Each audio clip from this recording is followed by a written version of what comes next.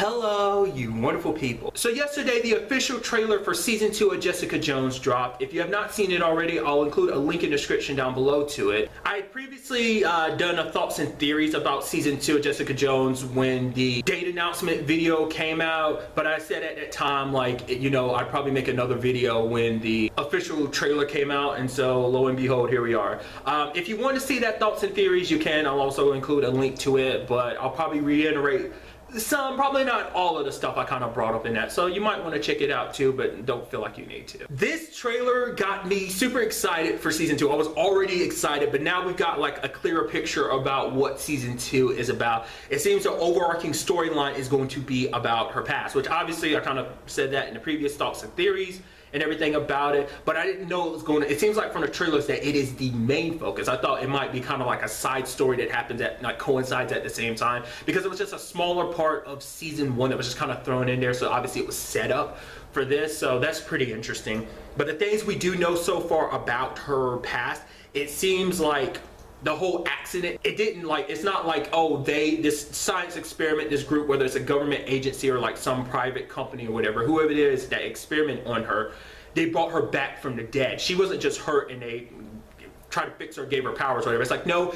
she was dead, and subsequently when they brought her back, the side effects were she got superpowers, not something that they were aiming for. And I think it's something I brought up in the thoughts and theories too. It's like, well, it's because, you know, they don't really need consent. It's not like they were doing this for any good reasons. It's like, well, there's this little girl who's dead and her parents and her entire family's dead, so no one's gonna really worry or miss her, so yeah, we could do this too. So, but then like all of a sudden it turns out she's alive, so they probably had to back away. So it makes you wonder too, like, have they kept a close eye on her throughout her entire life? If that's the case, you would think so, especially if they found out she's still alive, or not unless she was a bit kept secret, because the lady that she's talking to in the trailer, she might be someone that like hid the fact is that Jessica was still alive. It could be one of those type of situations, and now it's like, oh, we need to clean up our experiment or grab our experiment back or something, you know, one of those type of things. I also love the fact is that, once again, kind of something we are building up from Defenders, is the fact is that Jessica is kind of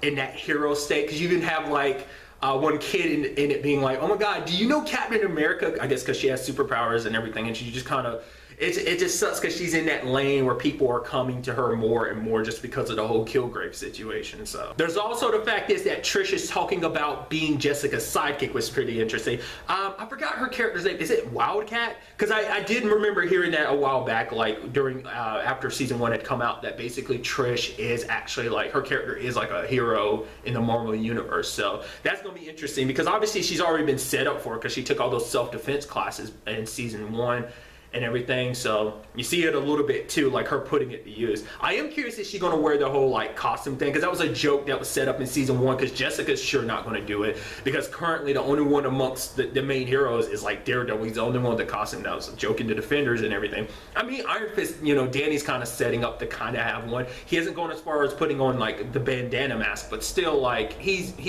getting to that point. But I think, you know, since they joke about it in season 1, like, Jessica's, that's just not who she is, and just kind of like, she was like, no, that was stupid, then she's gonna think it's even stupider now. But I feel like Trish might need it, considering the fact that she's kind of a public figure. She's a celebrity, so she needs to hide her identity. So I don't know, it might be a situation where she doesn't go on full on sidekick, but you know, obviously, like, Jessica's her sister and like her best friend, so it's like, hey, I'm gonna have your back. It seems that there's a group that's coming in that's trying to muscle in on her PI business, trying to buy it up.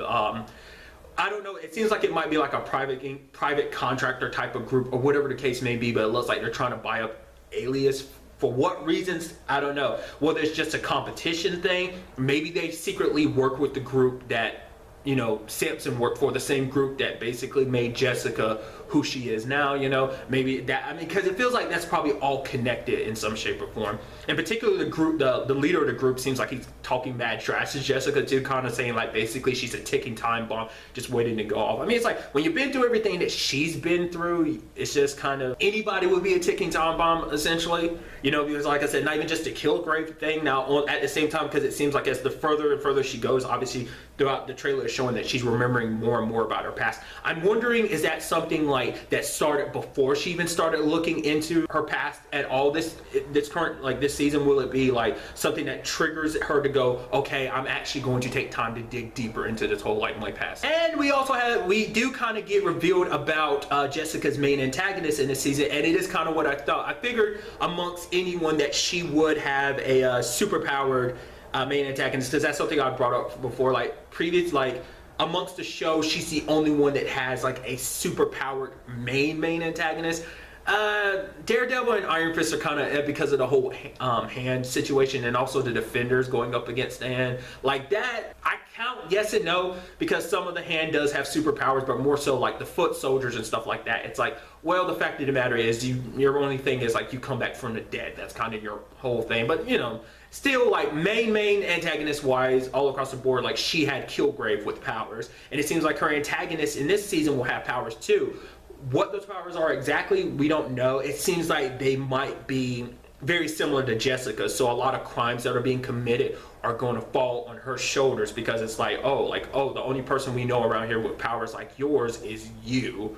You know, especially because everything that happened with Killgrave, like her killing him is, you know, a very public thing, I'm sure. So there's probably people like, oh yeah, the fact that she killed that guy, who's to say she isn't going to, you know, she didn't just snap. You know, it seems like a lot of stuff around the season is probably going to tailor like everyone to believe that she's a bad guy, or at the very least she's getting framed for it. Because it seems like whoever this main antagonist is, they went through the same thing Jessica did. It's probably around the same time. And I think that's a good touch, because it adds that similar element of Killgrave, in a sense of what helped make Killgrave also a good antagonist, a good opposite to Jessica, is because they had that connection. Because Jessica knew what it was like to go through the whole Killgrave situation, because she had been in that situation herself. It wasn't just an aspect of sympathy what motivated her, it was empathy. So that's what like lit the fire in her even more to want to stop Killgrave, because she had been through that situation herself personally, and it brought that like connection, like, oh, this is an antagonist she has a connection with. And the same thing seems like it applies in this. This is someone that went through the same thing as her.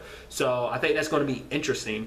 And also, speaking of Killgrave, we didn't necessarily see him throughout the entire trailer, so either he's like a surprise or something. Because of the whole bringing people back from the dead thing, that could be set up for Killgrave, and it could also be set up for the other shows as well, because it's like, oh, those people could get like someone, I forget his name, but the doctor from Luke Cage, he could easily get this technology or whatever, and it ends up in his hands, and he starts bringing back, you know, people, and people come back not 100% normal. There's one particular antagonist that I would like to come back, but because especially who they are in a comic book, I'm like, oh yeah, like the way that character is in a comic book, you bring him back this shape or form, and it's like you could get that version of him in the comic books to a certain extent. Whether they'll do that or not, I don't know. If you're curious about who I'm talking about, it's Cottonmouth, just because of like his whole deal in the comic books. Just from the little bit I've seen and read about him in the comic books, I'm wondering, could something like that happen? But nevertheless, this could be a situation of someone getting this and be like, oh, we could actually use Killgrave, much like, just like Horgoth had that whole idea of trying to use him, which was a very stupid thing. Like, well, what if someone's trying to do that same stupid thing as well? It could be that.